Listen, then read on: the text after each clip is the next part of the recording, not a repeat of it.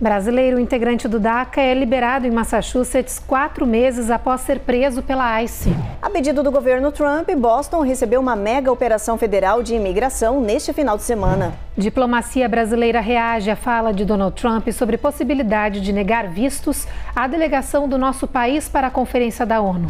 Basquete. Brasileira Camila Cardoso supera a lenda do esporte e entra para a história da WNBA. E a gente mostra as celebrações do 7 de setembro no sul da Flórida.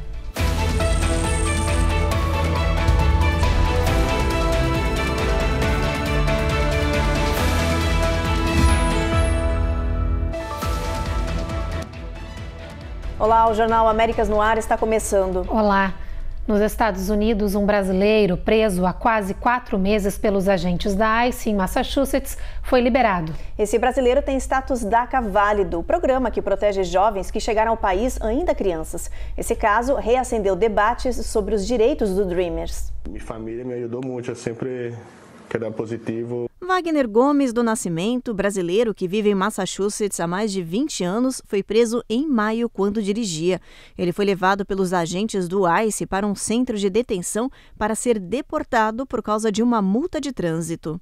O único que eu pensava era em minhas filhas e eu ia poder dar um abraço, dizer adeus caso eu tenha que regressar, pero o pior é não estar cerca da família.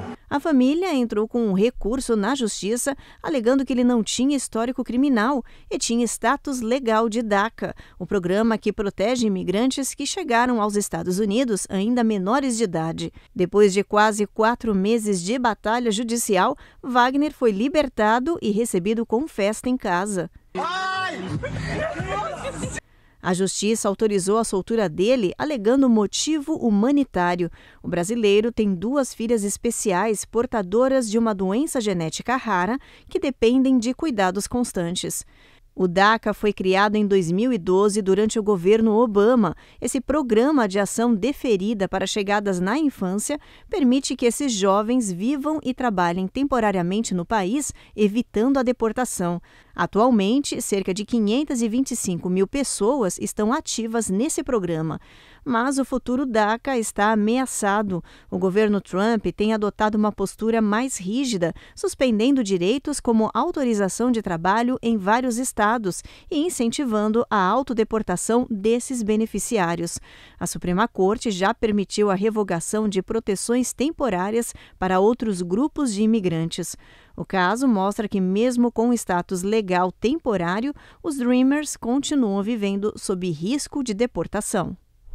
E neste final de semana, o governo Trump lançou uma nova operação federal de imigração em Boston, com o objetivo de prender e deportar estrangeiros que entraram ilegalmente no país. A ação ocorreu poucos dias após centenas de pessoas terem sido presas durante uma mega operação da ICE em uma fábrica de carros na Geórgia. A operação batizada de Patriot 2 começou no sábado, dia 6 de setembro, e tem como alvo imigrantes que vivem ilegalmente em Massachusetts. Segundo o Departamento de Segurança Interna, a ação é uma resposta direta às políticas de cidade santuário, que limitam a cooperação com agentes federais de imigração e, de acordo com o governo, comprometem a segurança pública. O foco é contra os criminosos. Na primeira versão dessa operação, que aconteceu em maio deste ano, mais de 1.500 pessoas foram presas. O ICE ainda não divulgou o balanço da ação neste final de semana, mas garantiu que será grande. O objetivo é intensificar as detenções e deportações. A operação aconteceu em meio às tensões políticas com o governo local. O governo Trump entrou com uma ação judicial contra a cidade de Boston e a prefeita Michelle Wu por supostas violações das leis federais de imigração relacionadas à cidade santuário. A governadora de Massachusetts, Maura Healey, classificou a operação de teatro político e abuso de poder. Já a prefeita de Boston afirmou que a cidade está preparada para tomar medidas legais caso os agentes federais violem leis locais e constitucionais. O presidente Donald Trump disse que decidirá, dentro de poucos dias, se deslocará tropas e agentes de imigração e alfândega para Chicago. O republicano afirmou ainda que o governador democrata de Illinois, J.B. Pritzker, não está conseguindo combater a criminalidade na cidade, a qual ele chamou de muito perigosa. As novas declarações do presidente levaram milhares de moradores de Chicago a tomarem as ruas em protesto a essa possível federalização da cidade e a invasão das tropas federais. Os moradores dizem que vão seguir se manifestando contra as possíveis operações do Exército e também da Polícia de Imigração na cidade. Em resposta, Trump usou uma rede social para afirmar que Chicago está prestes a descobrir o que se chama um departamento de guerra, em alusão à troca do nome do Pentágono feito na semana passada. Os democratas de Illinois dizem que a retórica de guerra é inflamatória e que o destaque da Guarda Nacional não vai ajudar a combater a criminalidade. E o novo centro de detenção para imigrantes da Flórida, chamado de Depósito de Deportação, já está recebendo detentos. Somente neste final de semana, mais de 100 estrangeiros foram enviados para essa mega prisão que promete agilizar as deportações. O novo centro de detenção para imigrantes fica na instituição correcional Baker, em Jacksonville, onde havia uma prisão estadual que está temporariamente fechada. Neste final de semana foram enviados para lá 117 estrangeiros que viviam na Flórida em situação irregular e que foram detidos pela Polícia de Imigração. O gabinete do governador da Flórida, Ron DeSantis, diz que o estado quer mais e que o local tem capacidade para abrigar 1.500 pessoas, número que pretende chegar em breve. Este é o segundo centro de detenção de imigrantes que o estado abriu, depois do polêmico Alcatraz dos Jacarés, no centro de Everglades. Hoje, as autoridades da Flórida afirmaram que estão considerando a adição de um terceiro campo de detenção no norte do estado. Far less is being spent to detain them for as short a time as possible so that we can complete process and get them a flight home. O procurador-geral da Flórida, James Utmyer, diz que o estado vai se esforçar para deportar os detidos o mais rápido possível. A seguir, diplomacia brasileira reage à fala de Trump sobre possibilidade de negar vistos às delegações do nosso país para a Conferência da ONU. E nova regra fortalece a atuação dos Estados Unidos contra prisões de norte-americanos no exterior.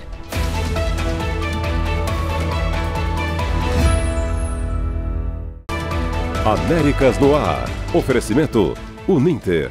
A melhor faculdade para brasileiros nos Estados Unidos. Acesse uninteraméricas.com e inscreva-se já. Envios BR, solução de envio para suas compras e negócio dos Estados Unidos ao Brasil em apenas 5 dias.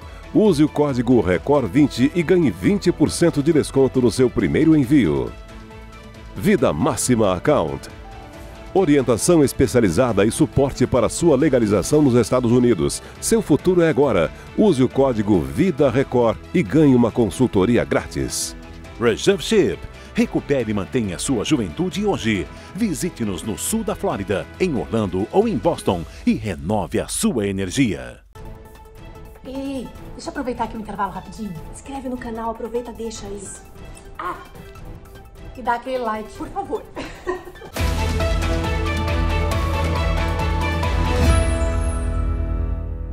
A Assembleia Geral da ONU, marcada para o fim de setembro, pode se tornar palco de um novo embate entre Brasil e Estados Unidos. É que o governo Trump estuda impor restrições inéditas para impedir a entrada da delegação brasileira aqui no país. Segundo um memorando do Departamento de Estado obtido pela Associated Press, o governo norte-americano estaria planejando sanções contra alguns países que pretendem vir ao evento da ONU. No documento são citados o Brasil, Irã, Sudão e Zimbábue. Na última sexta-feira, durante coletiva de imprensa na Casa Branca, o presidente Donald Trump respondeu se seria verdade que sua administração estaria cogitando restringir vistos diplomáticos para delegações que irão participar da Assembleia Geral das Nações Unidas, que acontece entre os dias 23 e 29 de setembro, aqui em Nova York. AP is reporting that you would be banning visas to delegations who will be attending the UNGA, the UN General Assembly, including Brazil. Your reaction on that, sir? That who's banning them? The Trump administration. Well, we are talking about things. We're very upset with Brazil. Trump respondeu que está muito chateado com o Brasil e completou: taxamos muito alto porque eles estão fazendo algo que é muito lamentável. Eu amo o povo brasileiro, temos um ótimo relacionamento com o povo brasileiro, mas o governo brasileiro mudou radicalmente, virou muito à esquerda e está prejudicando muito o Brasil. Eles estão indo muito mal, então veremos. It's hurting Brazil very badly. They're doing very poorly. Very, very poorly. So we'll see. O presidente norte-americano não entrou em detalhes, mas fez referência às tarifas de 50% impostas aos produtos brasileiros. A fala também teria referência à sua insatisfação com o processo contra o ex-presidente Jair Bolsonaro por tentativa de golpe de Estado. O julgamento de Bolsonaro pelo Supremo Tribunal Federal começou na última terça-feira e segue ao longo dessa semana. O caso levantou mais uma vez o debate sobre a sede das Nações Unidas nos Estados Unidos. Segundo um acordo com a instituição, o governo federal norte-americano não pode impedir o acesso de diplomatas e autoridades estrangeiras à Organização das Nações Unidas. Porém, o Departamento de Estado disse que pode negar vistos por questões de segurança, terrorismo e política externa. A diplomacia brasileira na capital norte-americana disse que não recebeu qualquer notificação formal sobre uma possível proibição da entrada da delegação do nosso país. O Brasil é tema de um fórum econômico e comercial que acontece hoje e amanhã na capital Washington, D.C. O objetivo é destacar o potencial do nosso país em áreas como infraestrutura, sustentabilidade e também relações internacionais. O repórter Matias Brotero mostra pra gente que líderes empresariais, autoridades e investidores participam desse encontro estratégico que também debate o tarifaço. Durante um fórum do LEAD realizado aqui em Washington, o ex-governador de São Paulo, João Dória, considerou como injustas as tarifas de 50% aplicadas pelo governo americano sobre produtos brasileiros que chegam aos Estados Unidos. João Dória afirmou, no entanto, que o Brasil não deve aplicar uma política de reciprocidade e defendeu o fortalecimento da relação entre o setor privado do Brasil e dos Estados Unidos, além de um diálogo de alto nível entre Lula e Donald Trump. Durante coletiva de imprensa, o ex-governador também saiu em defesa da avaliação de uma proposta de anistia que seja dosada, ou seja, não para todas as pessoas condenadas pelos atos realizados no dia 8 de janeiro de 2023, em Brasília. A declaração acontece um dia após o governador paulista, Tarcísio de Freitas, ter defendido uma anistia ampla. Hoje, Ibanez Rocha, governador do Distrito Federal, voltou a defender o projeto de anistia geral e disse que apoiaria o atual governador de São Paulo em uma possível candidatura à presidência em 2026. De Washington, D.C., Matias Brotero para o Américas no Ar. O presidente Trump assinou uma ordem executiva de número 201 que tem foco especial na proteção de cidadãos no exterior. A medida busca combater as chamadas prisões arbitrárias de norte-americanos sem justificativa em outros países. Trump assinou a nova ordem na Casa Branca. Essa regra cria um mecanismo legal que permite os Estados Unidos classificarem qualquer país como patrocinador de detenção indevida e também autoriza sanções. Além disso, a iniciativa dá ao governo norte-americano autorização e ferramentas para atuar no resgate dos prisioneiros, sejam eles reféns ou não, em qualquer parte do mundo. A Casa Branca anunciou que a nova ferramenta amplia o poder de negociação dos Estados Unidos, isola os países alvos e reforça o compromisso do governo com seus cidadãos no exterior. Depois do intervalo, o governo federal entra em nova polêmica após falas de secretário de Saúde sobre possível origem do autismo. E Estados Unidos muda diretrizes sobre pressão arterial pela primeira vez em quase 10 anos.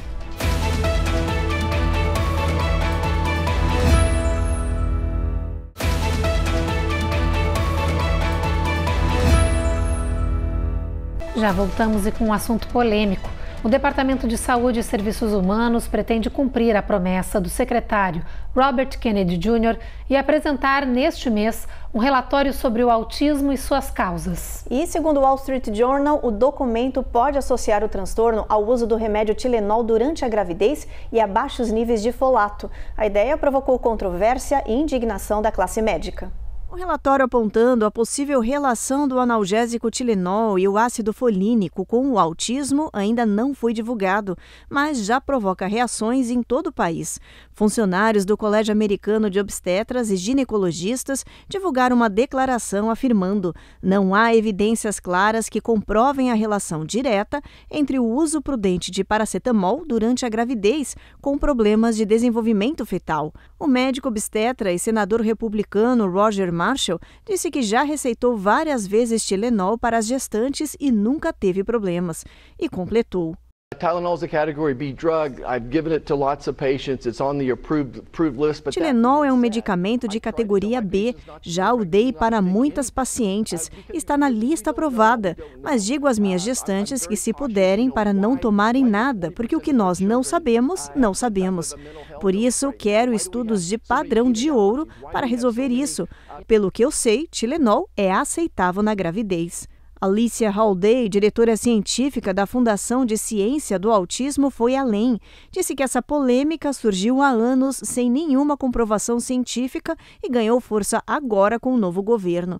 Ela garantiu que não há nenhuma relação entre Tilenol e autismo e ainda afirmou que, se uma grávida tiver febre e não tomar o remédio, isso pode desencadear uma desordem neurológica no bebê. Já se tomar o Tilenol, ela vai proteger o feto. Tylenol is given for a fever for a short period of time, it can actually be protective against neurodevelopmental disorders. A fabricante do Tilenol condenou as suspeitas e rejeitou qualquer conexão. Médicos reconhecidos alegam que o paracetamol ainda é seguro para pacientes gestantes, como qualquer outro remédio, se for usado de forma correta.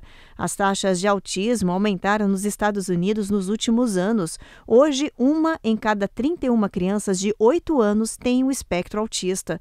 A Organização Mundial de Saúde reforça que o aumento de casos se deve ao avanço da medicina e às novas formas de identificar o transtorno.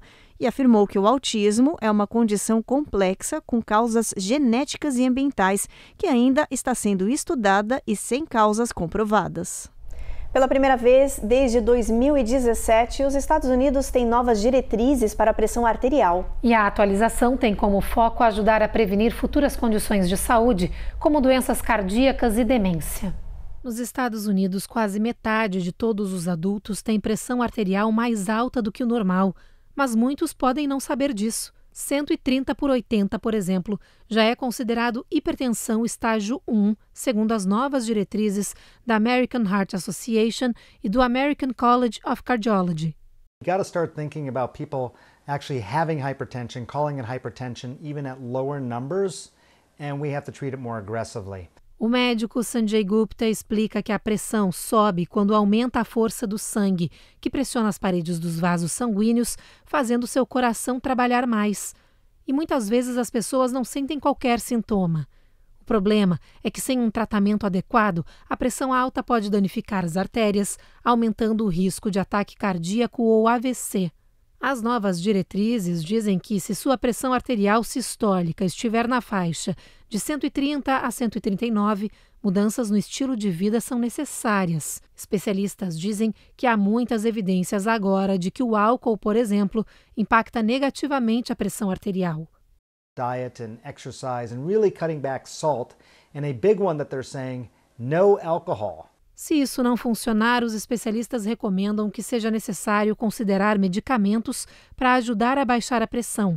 As novas diretrizes dizem que manter a pressão arterial em níveis normais pode não apenas ajudar a saúde do coração, mas também proteger o seu cérebro no futuro. And they found that when they did that, they also lowered their risk of dementia. O governo da Flórida anunciou uma medida inédita, a suspensão de cobrança de impostos sobre a venda de armas de fogo e munição. A nova regra deve gerar uma economia de 45 milhões de dólares aos compradores de armamentos, mas levantou questionamentos de grupos que pedem um maior controle de armas no estado. É a primeira vez que o estado da Flórida suspende a cobrança de impostos sobre vendas de armas de fogo e munição. A partir de agora, esses itens fazem parte da lista de isenção dos equipamentos de caça, pesca e camping, como barracas de até $200, sacos de dormir de até 50, lanternas de até 30, entre outros. Para os lojistas, a pandemia, conflitos no mundo e até o tarifaço do governo Trump mantiveram os preços de armas e munição nas alturas nos últimos anos. A expectativa agora é de que a suspensão temporária da cobrança de impostos traga alívio e ajude nas vendas. Tem muitas variáveis. Geralmente o preço das munições aumenta quando está tendo conflito, como guerras, política, né? Dependendo se está indo o pessoal mais de esquerda, se está indo o pessoal de direita. O preço médio de um rifle de caça varia de $500 a $2.500. Se o cliente acrescentar outros acessórios, essa conta facilmente ultrapassa $3.000. Mas o incentivo à compra de armas também é alvo de críticas, pela falta de exigência por parte do governo de que esses equipamentos sejam realmente relacionados à caça e por não incluir na lista itens como cofres e travas de segurança para armas. O pacote fiscal, chamado pelo governador Ron DeSantis de Second Amendment Summer, remete à segunda emenda à Constituição dos Estados Unidos, que protege o direito da população à legítima defesa, seja por meio de manter ou portar armas. A isenção vai até o fim do ano e deve representar uma economia de quase $45 milhões para os consumidores e perda de receita estadual de 34,6 milhões. É uma vantagem significativa de economia para quem está querendo comprar durante esse período. Armas, munições, até arco e flecha. Vai do dia 8 de setembro ao dia 31 de dezembro de 2025, isenção de sales tax. A seguir, brasileira Camila Cardoso supera a lenda do esporte e entra para a história da WNBA. E a gente mostra as celebrações do 7 de setembro no sul da Flórida.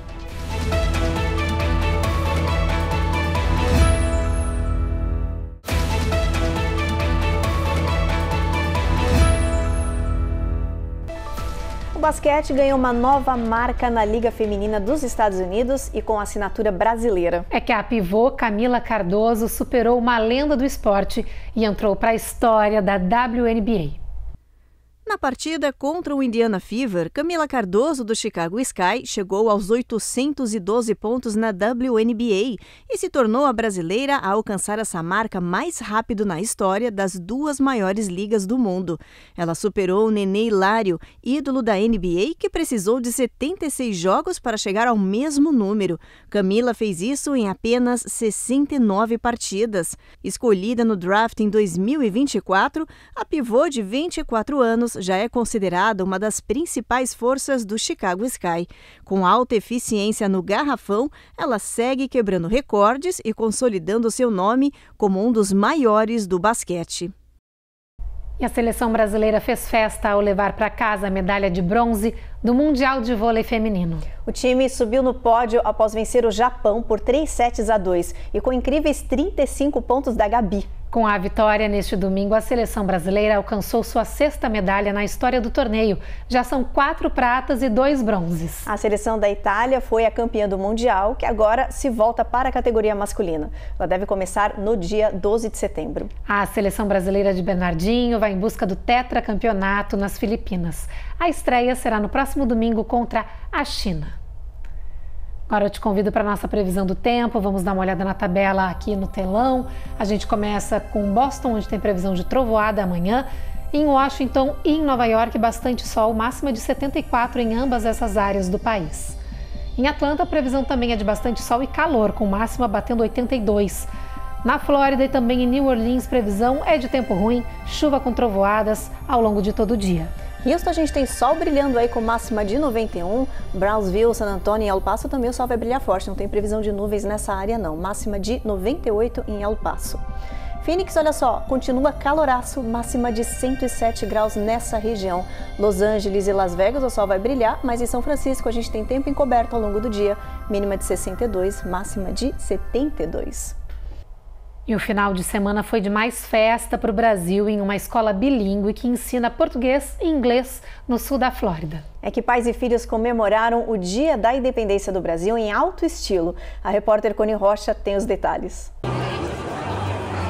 verde e amarelo tomou conta dessa escola em Miami. Pais ansiosos se reuniram para ver os filhos na homenagem ao Dia da Independência do Brasil.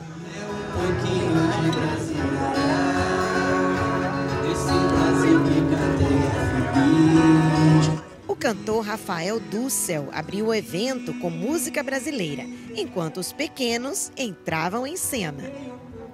A professora explicou a importância de celebrar o Dia do Brasil. Todos os brasileiros e brasileirinhos como vocês, em qualquer lugar do mundo, aproveitam esse dia importante da história para sentir o orgulho da sua origem e celebrar a nossa cultura. Viva o 7 de setembro! Viva o Brasil! A PIPA é uma associação dos pais aqui na escola. E nosso trabalho é de aumentar o programa de português, de dar apoio pelas professoras, de trazer materiais do Brasil e de fazer eventos como isso aqui. Nós hoje estamos celebrando o Dia de Independência. Há 16 anos, essa escola bilíngue que ensina português aqui em Miami celebra o 7 de setembro, Dia da Independência do Brasil. Uma forma de contar um pouquinho da nossa história e plantar no coração desses alunos, muitos brasileirinhos, o orgulho de celebrar o nosso país. Os alunos hastearam as bandeiras do Brasil e dos Estados Unidos e cantaram o hino nacional brasileiro.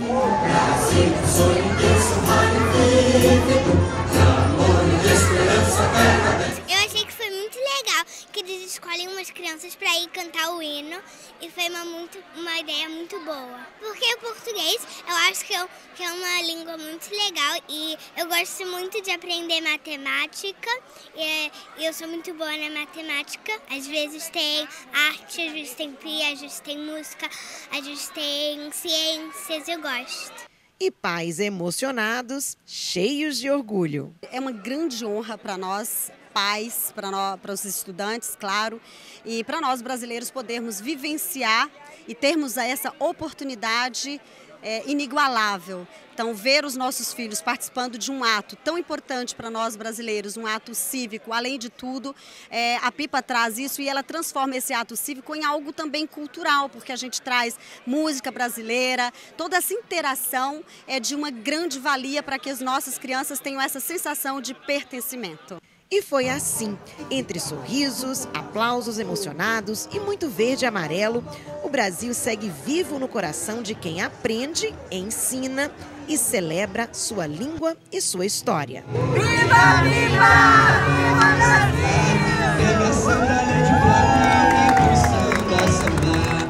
E o Jornal Américas no Ar está terminando. A gente agradece a sua companhia e te espera na próxima edição do jornal. Até lá. Até!